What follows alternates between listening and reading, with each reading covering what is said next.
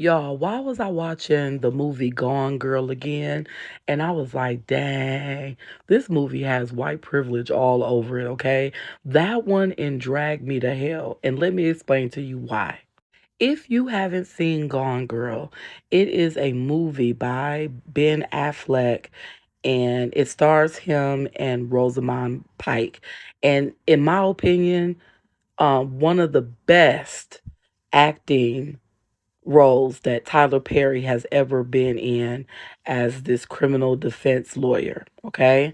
Now, Rosamund Pike's character, I forget her name, her and Ben Affleck are married. Okay. One day she comes up missing. So now there's a missing person and a possible murder investigation that takes place because they go and they search the house and everything is torn apart or whatnot, and wife is missing, right? Now, all the while, wife, we're given her perspective, and wife is leading a whole other life, okay? She's decided that she's going to assume a different identity, and at some point, after her husband is charged and convicted of unaliving her, she's going to unalive herself, right? But then the plot changes. She decides she's not going to do it as she's watching the news. Things are happening to her personally, things of that nature, right? She decides that she's not going to do it. And instead, she meets one of her exes and sets him up, okay? Only to return back to her husband.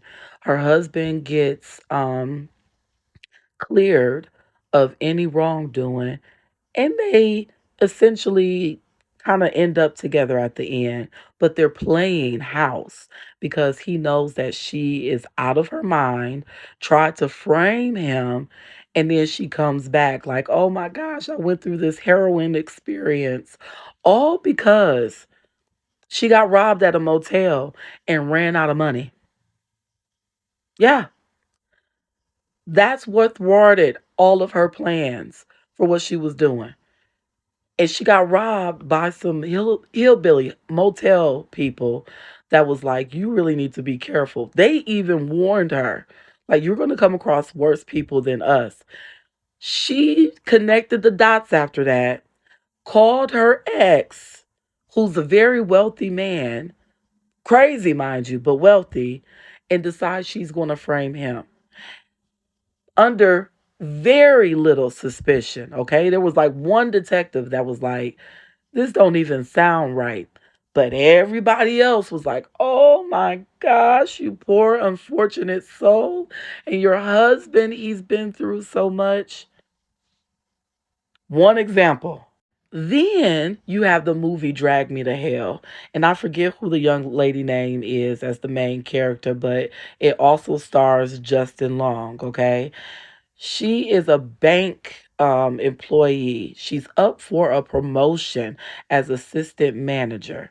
She is given the option to provide another extension to this older gypsy woman who is ailing. You can see, like, it's just, it's despicable. It's disgusting how they try to show her as like this ailing, sick lady, and you have the decision to either provide her another extension on her mortgage or say no. Your supervisor says we stand to receive um, a significant return if we get that property back. Also, because you're up for the promotion, you let those two things determine how you was going to treat that client. Come to find out, old gypsy lady was like, "Guess what? Curse, curse, curse. I'm never letting it go either." Okay? She ups and dies, and now you're left with a curse that eventually takes you, okay? And then towards the end, she finally wants to admit, "I could have made a better decision. I should have extended your mortgage. I should have."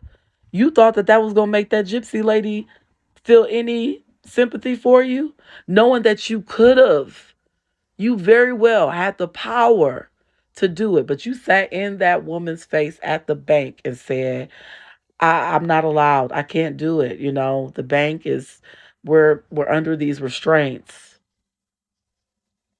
Two forms of privilege right there. Could have done it, didn't do it. Do it.